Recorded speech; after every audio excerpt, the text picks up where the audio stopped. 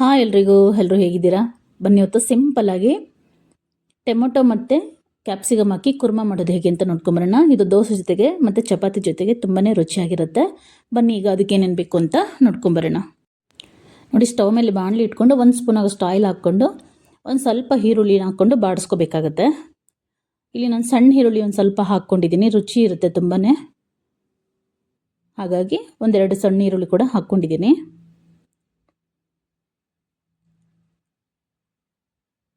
ಇದೆಲ್ಲ ನೀಟಾಗಿ ಬಾಡಿಸ್ಕೋಬೇಕಾಗತ್ತೆ.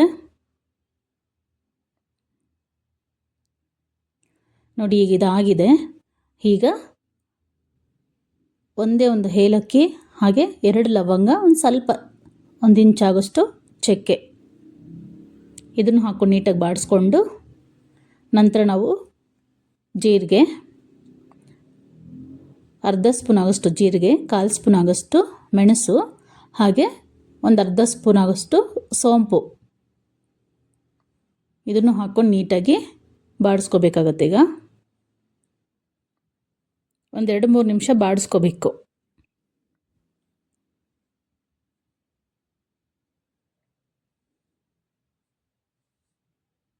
ನೋಡಿ, ಈಗ ಒಂದು 5 ಪಾಯಾಗೋಷ್ಟು ಬೆಳ್ಳುಳ್ಳಿ, ಹಾಗೆ 1 ಇಂಚ್ ಆಗೋಷ್ಟು ಶುಂಠಿ ಸ್ವಲ್ಪನೇ ಸಾಕಾಗುತ್ತೆ, ತುಂಬ ಬೇಡ. ಹಾಗೆ 1 ಸ್ಪೂನ್ ಆಗೋಷ್ಟು ಗಸಗಸೆ, ಇದನ್ನು ಹಾಕ್ಕೊಂಡು ನೀಟಾಗಿ ಬಾಡಿಸ್ಕೊಳ್ಳೋಣ.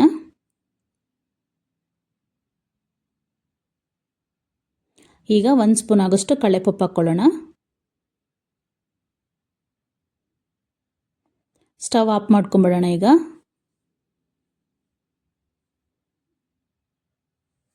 ಈಗ ಅದೇ ಬಾಣಲಿಗೆ ತುರಿದಿರೋ ಅಂಥ ತೆಂಗಿನಕಾಯಿ ತುರಿನೂ ಹಾಕ್ಕೊಂಡು 1-2-3 ನಿಮಿಷ ಬಾಡಿಸ್ಕೊಳ್ಳೋಣ.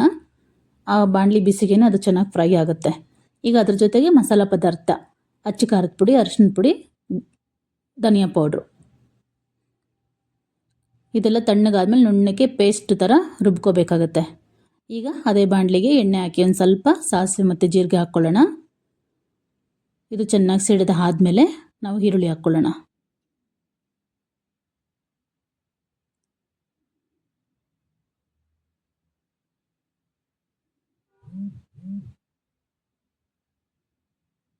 ನೋಡಿ, ಈಗ ಸಿಡಿದಾಗಿದೆ. ಈಗ ಸ್ವಲ್ಪ ಕರಿಬೇವು ಹಾಕ್ಕೊಂಡು ನಂತರ ಅದರ ಜೊತೆಗೆ ಈರುಳ್ಳಿನೂ ಹಾಕ್ಕೊಂಡು ಚೆನ್ನಾಗಿ ಬಾಡಿಸ್ಕೋಬೇಕಾಗತ್ತೆ.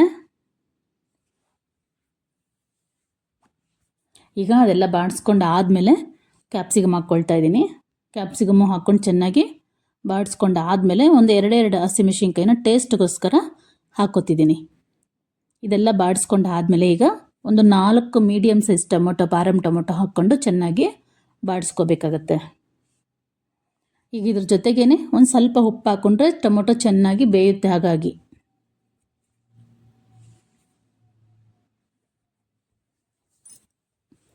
ನೋಡಿ, ಅದು ಚೆನ್ನಾಗಿ ಬೇಯಬೇಕು. ಟೊಮೊಟೊ ಫುಲ್ಲು ಸ್ಮ್ಯಾಶ್ ಆಗಬೇಕು, ಆ ರೀತಿ ಚೆನ್ನಾಗಿ ಬಾಡಿಸ್ಕೋಬೇಕಾಗತ್ತೆ. ಒಂದು 5-10 ನಿಮಿಷ ಟೈಮ್ ತಗೊಳುತ್ತೆ. ನಿಧಾನವಾಗಿ ಮೀಡಿಯಮ್ ಫ್ಲೇಮಲ್ಲಿ ಬಾಡಿಸ್ಕೊಳ್ಳೋದ್ರಿಂದ ಟೇಸ್ಟಾಗಿ ಚೆನ್ನಾಗಿ ಬರುತ್ತೆ. ನೋಡಿ, ಇದು ಆಲ್ಮೋಸ್ಟ್ ಬೆಂದಿದೆ. ನೋಡಿ, ಟೊಮೊಟೊ ನುಣ್ಣಗೆ ಬೆಂದೋಗಿದೆ.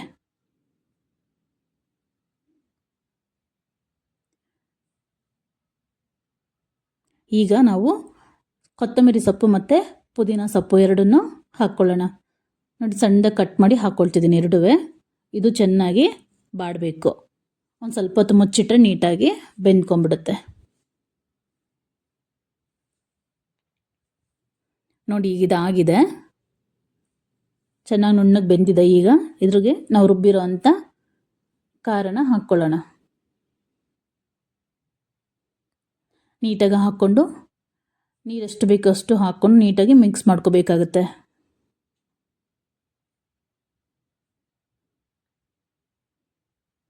ಥಿಕ್ನೆಸ್ ನೋಡಿಕೊಂಡು ನೀವು ನೀರನ್ನು ಹಾಕ್ಕೋಬೇಕಾಗತ್ತೆ.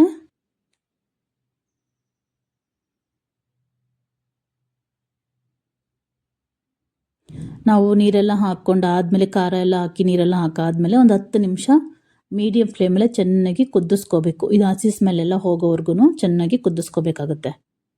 ನೋಡಿ, ನಂಗೆ ಇನ್ನೂ ಸ್ವಲ್ಪ ನೀರು ಬೇಕಾಗಿತ್ತು, ಹಾಗಾಗಿ ನಾನು ಸ್ವಲ್ಪ ನೀರು ಹಾಕ್ಕೊಳ್ತಿದ್ದೀನಿ. ಯಾಕೆಂದರೆ ಕುದೀತಾ ಅದು ಗಟ್ಟಿ ಆಗಿಬಿಡುತ್ತೆ.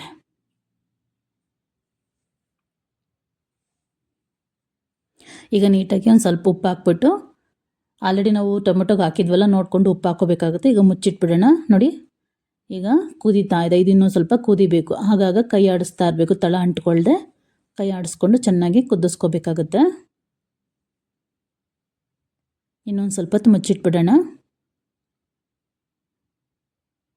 ನೋಡಿ ಈಗ ಒಂದು ಸ್ಪೂನ್ ಆಗೋಷ್ಟು ತೆಂಗಿನಕಾಯಿ ತುರಿನ ಮೇಲೆ ಹಾಕ್ಕೊಂಡು ನೀಟಾಗಿ ಮಿಕ್ಸ್ ಮಾಡ್ಕೊಳ್ಳೋಣ. ಆಲ್ಮೋಸ್ಟ್ ಇದಾಗಿದೆ. ಈಗ ನೋಡಿ ಈಗ ಗಟ್ಟಿ ಆಗ್ತಿದೆ. ಈ ಹದಕ್ಕೆ ಬಂದರೆ ಸಾಕಾಗುತ್ತೆ. ತುಂಬಾ ರುಚಿಯಾಗಿರುತ್ತೆ. ನೀವು ಒಂದ್ಸಲ ಟ್ರೈ ಮಾಡಿ. ಈಗ ಇದಾಗಿದೆ, ಸ್ಟವ್ ಆಫ್ ಮಾಡ್ಕೊಳ್ಳೋಣ. ಈಗ ಕ್ಯಾಪ್ಸಿಕಮ್ ಟೊಮೆಟೊ ಕುರ್ಮಾ ರೆಡಿಯಾಗಿದೆ. ಮರಿದೆ ನೀವು ಒಂದ್ಸಲ ಟ್ರೈ ಮಾಡಿ. ಹಾಗೆ ಇನ್ನೂ ಯಾರೆಲ್ಲ ನನ್ನ ಚಾನಲ್ ಸಬ್ಸ್ಕ್ರೈಬ್ ಮಾಡ್ಕೊಂಡಿಲ್ಲ, ದಯವಿಟ್ಟು ಸಬ್ಸ್ಕ್ರೈಬ್ ಮಾಡ್ಕೊಳ್ಳಿ. ಹಾಗೆ ವಿಡಿಯೋ ಪೂರ್ತಿ ನೋಡಿ, ಇಷ್ಟ ಆದರೆ ಒಂದು ಲೈಕ್ ಕೊಡೋದನ್ನು ಖಂಡಿತ ಮರಿಬೇಡಿ. Thank you for watching. Bye.